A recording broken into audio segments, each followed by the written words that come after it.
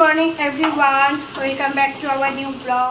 হচ্ছে বুধবার, এখন বেজে গেছে সকাল 11টা। এখন আমি রান্নাঘরে রান্না করছি ইলিশ মাছ দিয়ে কচুর শাক। আমার ভীষণ ফেভারিট একটা রান্না, মানে খাবার। ইলিশ মাছের মাথা মানে যেটাতেই দাও সেটাতেই আর কি টেস্ট হয়ে যায়। যেমন গাঠি কচু দিয়ে, ইলিশ মাছের মাথা দিয়ে, তারপরে হচ্ছে ওই কচুরলতি, কচুর শাক, এগুলো দিয়ে হচ্ছে ইলিশ মাছের মাথা দিয়ে তো ব্যাস আলাদাই স্বাদ হয়ে যায়। আজকে এখানে হচ্ছে একটু মানে বৃষ্টি বৃষ্টি ওয়েদার, বৃষ্টি মেঘলা হচ্ছে, একটু বৃষ্টি হচ্ছে, আর আবার রোদও উঠছে। এখানে নাকি গভীর নিম্নচাপ হয়েছে ঝাড়খণ্ডে। দুদিন আগে বেঙ্গলে ছিল, ওটা নাকি ঘুরে ঝাড়খণ্ডে এসছে। তবে নিম্নচাপের কিছু আভাস বুঝে পাচ্ছি না। সকালবেলা যখন মর্নিং ওয়াকে গেছিলাম তখন বেশ মেঘলা মেঘলা ছিল, তারপরে ওই 7টা নাগাদ রোদ বেরোলো। এখন কখনো মেঘ হচ্ছে, কখনো আবার রোদ হচ্ছে।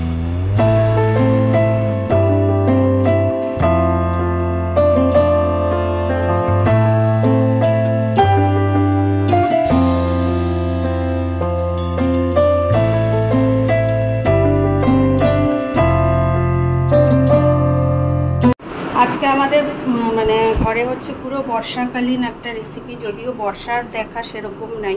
এখন বেশ কটকটে রোদ উঠে গেছে, একটু আগেই মেঘলা করে এসছে। আজকের রেসিপি হচ্ছে কচু শাক ইলিশ মাছের মাথা দিয়ে, আর ইলিশ মাছের বেগুন আলু দিয়ে পাতলা ঝোল। ফার্স্টে ভেবেছিলাম হচ্ছে সর্ষে দিয়ে করব, কিন্তু ভাবলাম কি না, আজকে তো ছুটি নেই, দুপুরবেলা তো মিস্টার মল্লিক খাবে না, ও তো অফিস চলে গেছে, ও তো রাতেই খাবে, আর রাতের সর্ষেটা খাওয়া ঠিক হবে না, একই তো ইলিশ মাছ। তো বেগুন আলু দিয়ে পাতলা ঝোলটাও খুব ভালো খায়, তো সেটা আর হচ্ছে কচু শাক। তো এটা একদম পুরো বর্ষা মরশুমের প্রথম ইলিশ মাছ বলতে পারো। এইখানে এই যে ইলিশ মাছের মাথাটা ভেজে রেখেছি, এখানে নারকেল দেব। কচুর শাকে নারকেল ছাড়াও কিন্তু জমে না, মানে নিরামিষ যখন করা হয় তখন তো নারকেল মাস্ট, আর এমনিও আমার নারকেল ভালো লাগে।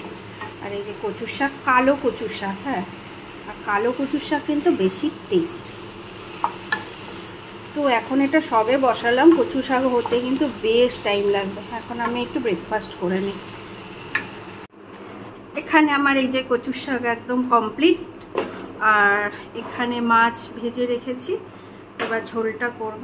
এখানে ঝোলটা তাড়াতাড়ি হয়ে যাবে, আলু আর বেগুন কাটা আছে, এখনই হয়ে যাবে।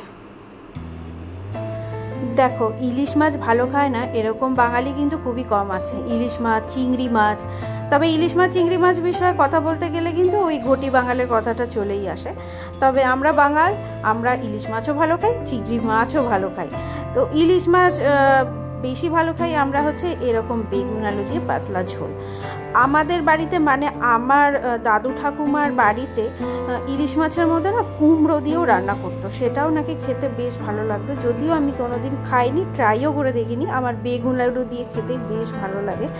আর সর্ষে পোস্ত দিয়ে যেটা হয় ইলিশ মাছ ভাপা, ইলিশ মাছের তো এখন অনেক কিছু রেসিপি বেরিয়ে গেছে, তবে সর্ষে পোস্তটাও ভালো লাগে, তবে মেন ভালো লাগে এই ঝোলটাই।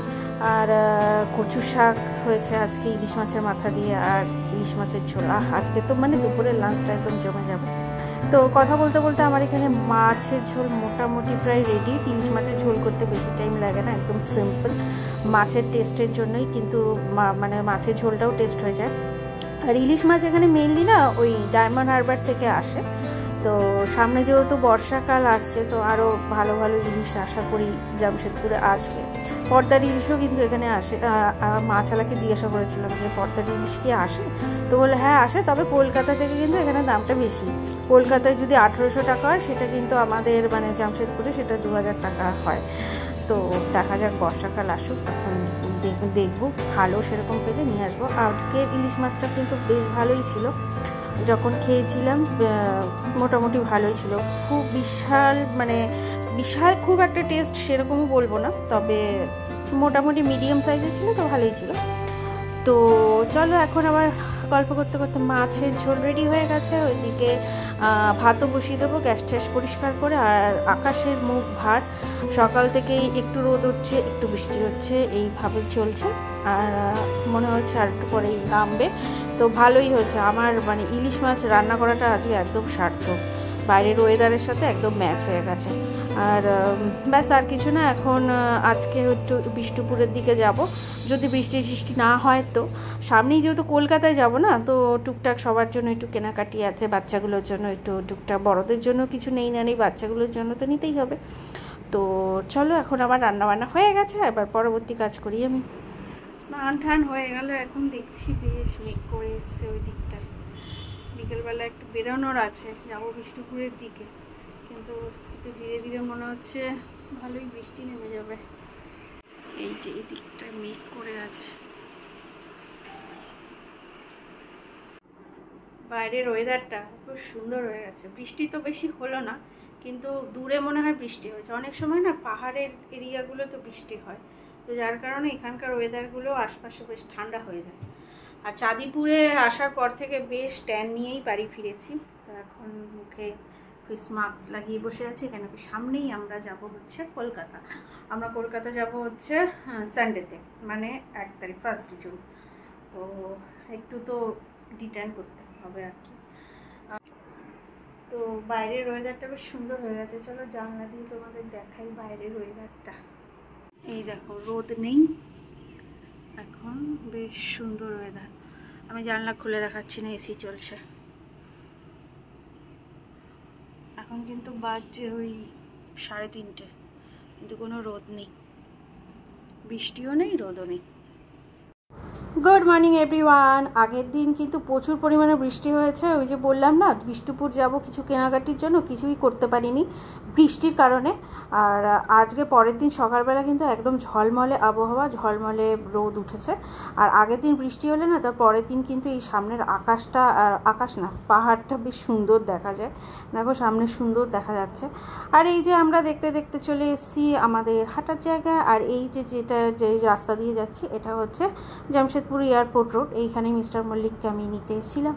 তো চলো, এখন আমরা এই জায়গাটা স্কুটি রাখবো, রেখে এখন হাঁটাহাঁটি করব। অনেক লোক এসে গেছে আজকে ওয়েদারটা বেশ ভালো আছে, তাই জন্য অনেক লোক এসেছে।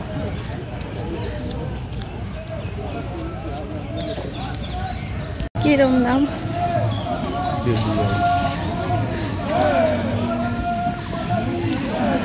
এগুলো কিসের গো? ঝান্ডা নিয়ে বেরিয়েছে। তুমি কি করে জানলা?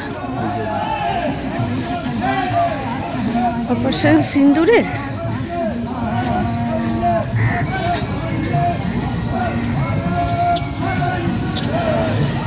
আমার হাঁটা হয়ে গেছে। মিস্টার মল্লিক ওই ভিতর দিয়ে, মানে ওই আইল্যান্ডটা ওই দিক দিয়ে ঘুরে ঘুরে ঘুরে ঘুরে আসছে। এই দিকটা ওই যে আসছে।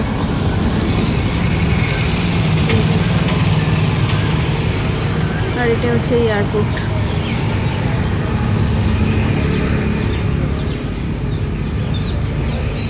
এইখানটা কয়েকটা পায়রা, এগুলো সব পায়রা এসছে, কিছু খুঁটে খুঁটে খাচ্ছে এই ঘাসের থেকে। এই জায়গাটা না খুব সুন্দর, গাছপালায় ভরা।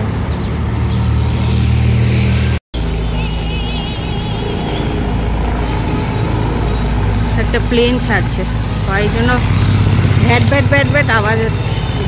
ওই যে হেলিকপ্টার, তাই জন্য এত আওয়াজ।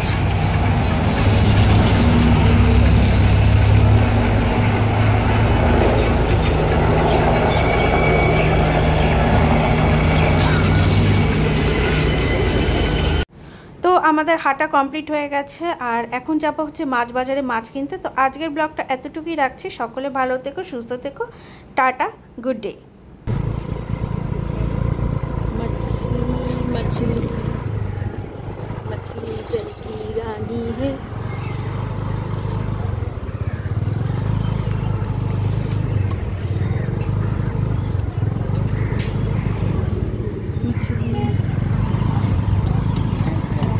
ট্যাংরা মাছ আছে।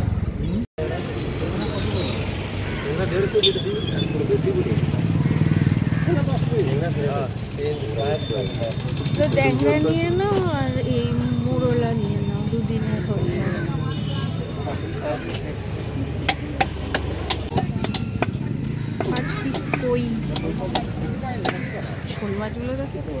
সাপের মতো করছে।